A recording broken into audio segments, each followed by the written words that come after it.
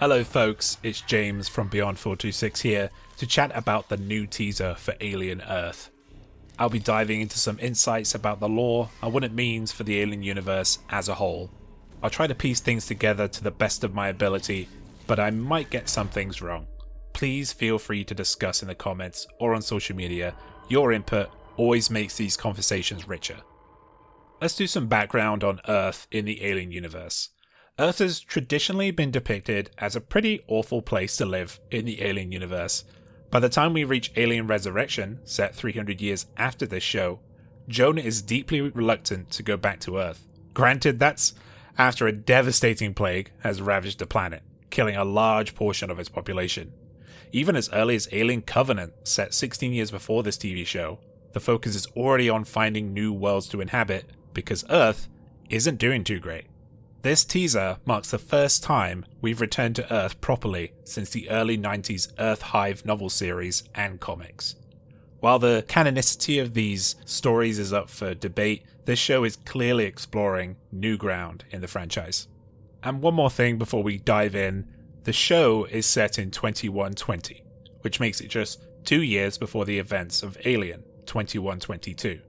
This tight timeline is one of the most exciting aspects of the show for me, as it could give us more insight into Weyland-Yutani and the Nostromo. So let's break down this trailer. The first thing that stands out in this trailer is the creature's physiology. At first glance, it resembles a facehugger. You can spot the air sac and the ribbed tail. However, something feels off. The perspective is first person, so it's hard to gauge its exact size, but this facehugger has some uncanny features. The legs, for instance, have the traditional claw shape, but appear more bulbous, almost beetle-like, and only 3 legs are visible at a time, which suggests a total of 6 legs, unlike the facehugger's typical 8. Its body also seems more rounded and less streamlined than any facehugger we've seen before. This creature might be an entirely new variation or subspecies. And just a small section on the environments. The setting is strikingly reminiscent of the original Alien film, and Alien Isolation, which makes sense given how close this show is to those events. The retro-futuristic aesthetic is back in full force, and I'm here for it. The final shot of the teaser is breathtaking and leaves us with more questions than answers. The creature we see here is much larger than anything we've encountered in the early life of an XX-121, the Xenomorph species. Its movements are more spider or tarantula-like, with additional insectoid features. It's clear that this isn't the Xenomorph we know, and it's possible that the Xenomorph won't even be the primary threat in this show. Interestingly, there's no blood visible in the scene. While the creature appears to be struggling, this could be due to the zero-gravity environment. Spiders, like most animals, behave unpredictably in zero-G, which adds an extra layer of tension to this scene. As for the ship featured in the teaser, it seems to be a new model introduced to the Alien universe. In the final moments of the teaser, we see the ship plummeting toward Earth.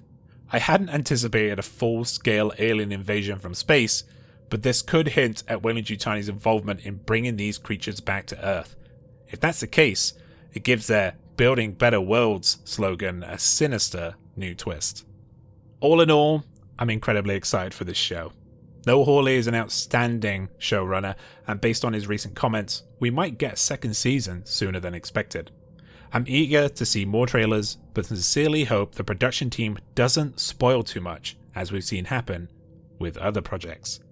If you're craving more alien lore breakdowns, be sure to follow us on Blue Sky at Beyond LV426.